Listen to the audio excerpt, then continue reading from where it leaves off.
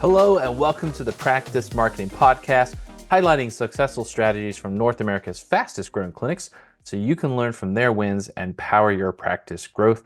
Hi, I'm your host, Neil Trickett, CEO of Practice Promotions, and today we're going to focus on 6 habits to grow your word of mouth referrals. So let's get into this and talk about it. So, first off, I want you to think, do you have a patient referral program? Do you have one, and how strong is it? What I tend to find is that a lot of clinicians don't really put as much emphasis on this. They kind of just let it happen organically.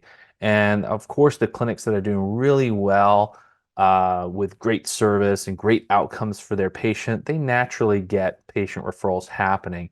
But what we tend to find a lot of times in the clinic, and I remember this very much so from when I had my practice, is that people want to help you, but they don't necessarily think about that person that they can send, right? And we don't often ask as clinicians, who can you send to us? Like who else can we help? So that's really a key thing here is it's a great way to grow your practice.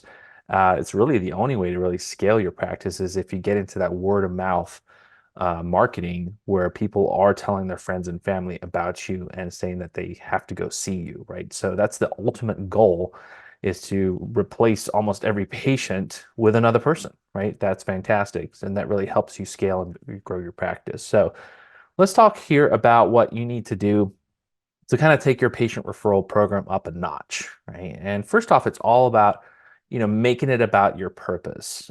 So this goes for both your clinicians and it goes for both your patients. So it's always about, hey, we want to help as many people as possible. And so a lot of times what we're doing is we're asking our clinicians to go a little bit outside of their comfort zone and asking someone else to sell for them, right? Basically, that's all it is, right?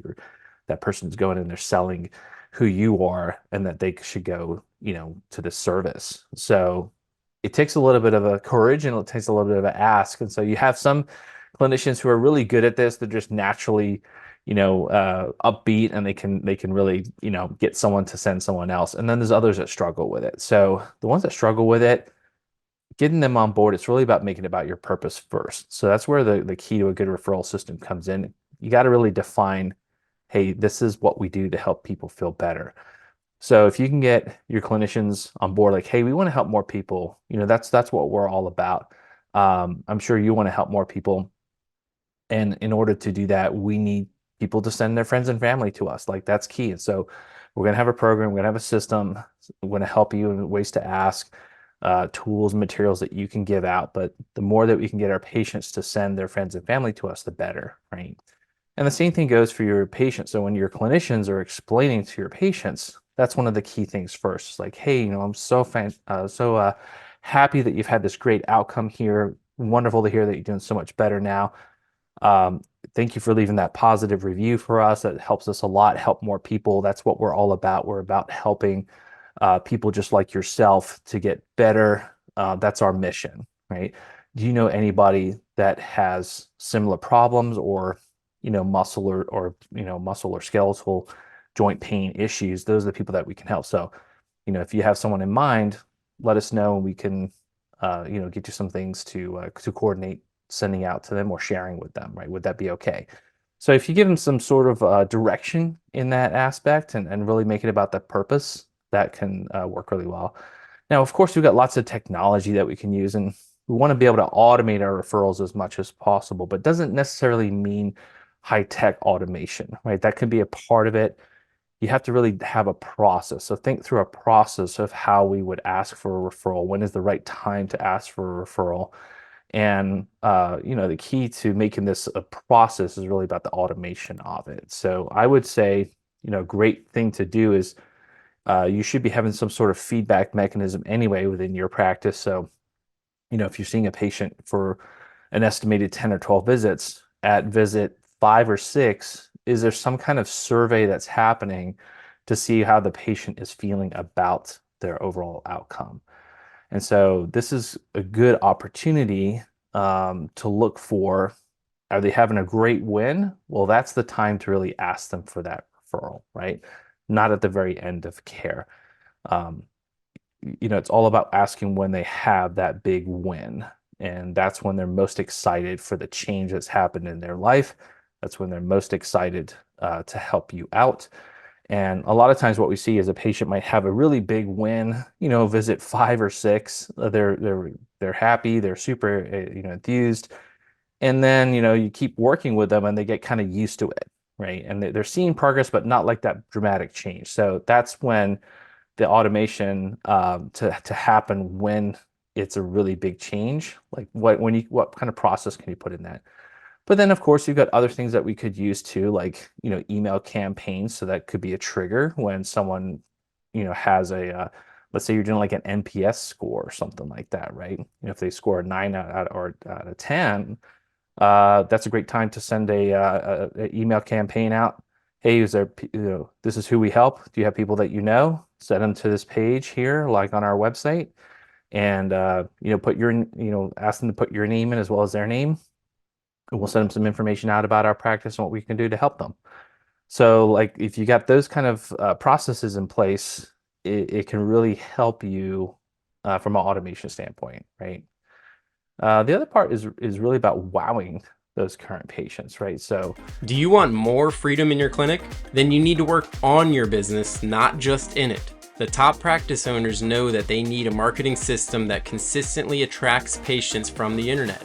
And at Practice Promotions, we've helped hundreds of practice owners skyrocket to the top of Google and get more new patients from online. Go to practicepromotions.net/kit to get our free practice marketing sample kit. It includes all our digital marketing tips and tricks that will get you new patients from Google. That's practicepromotions.net/kit, KIT, for a free marketing kit. And now back to the show. we've got to focus on that customer service care part of it. That's what people really share with their friends and family, is sort of the experience. So we're looking for, from a clinical standpoint, the results, the outcomes, the objective measures, but it's really about those subjective changes, right? That make people talk, share their story. And the more that patient shares their story with friends and family, the more you're mentioned and the more that people are going to be interested in what you can do to help them. So it's really about your own customer service journey, right? And then you can do, and what can you do to wow your patients through this process so that it's a very rich experience and you have those opportune times to ask for referrals, right? So I would just really think about that too in terms of your level of that. And then you want to make it very simple, very easy for people to refer. So give your patients and your clinicians tools, right? Give them things to share. So we want digital assets to share. We want physical assets to share. What do I mean by assets? Well, for example, like a quick business referral card with a QR code. That would be an example of a physical thing that you could have your clinicians give to someone when they're asking for that referral, right? Or a specific referral card, but usually a nice little business card that's specific about referrals and who you help. And here's how someone gets in touch with you, call you, or use this QR code, whatever it may be. Those things can be very simple. Do you have some ideas like posters, in the clinics? So you can have posters around, hey, leave a review for us, but posters like, hey, we want to help people too. Here's a way to share. And ideally, if you have a referral form or referral page on your website, that could make it very simple. And then you can link those other things to that core referral page on your website. That makes it a collection center. And then you have different tools, whether it's an email, whether it's a social post, whether it's a text message, whether it's a brochure, whether it's a referral card. They can all funnel back to that collection point. And if it's a digital one, right, you can have make sure it's like secure forms and stuff.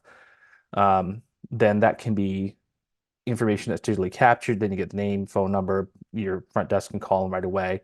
It's a great way also to make sure you have a field in there, like who referred you, because you want to give them credit.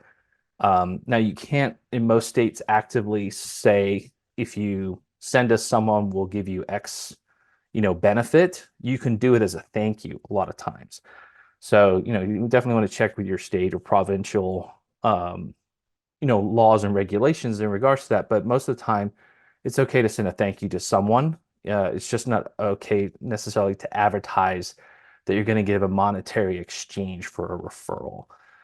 So a lot of times you can, give, maybe coupons out, or you can give, um, certainly little gift cards, things like that. But after the fact is a good factor. But again, from that page, try to have a field in that referral page where you can be capturing who was the referrer, right?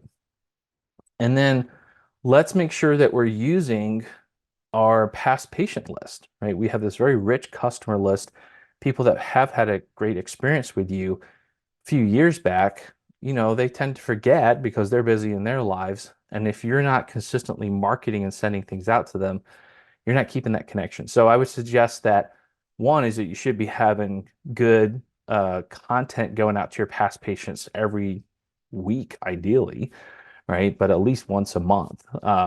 And that you should have that going out that's useful, helpful advice. Blogs are a great thing to do there. Get them to follow your social media accounts. And then if you can, use direct mail where it's possible there. That can be very helpful there. But then also have specific requests, so like, hey, who do you know that needs our help? Here's who we would like to help. Again, you can use a cue card or a link to that specific page. And it's a great way to leverage your customer list to get more referrals coming back into your practice. So a lot of that we're talking about here is connecting and utilizing your patients as your marketing army for you, right? And the thought process of what can I do as a process in my business to get all of my staff on board with this and helping our patients advertise for us in a good way, in a positive way, with their connections and their friends and family.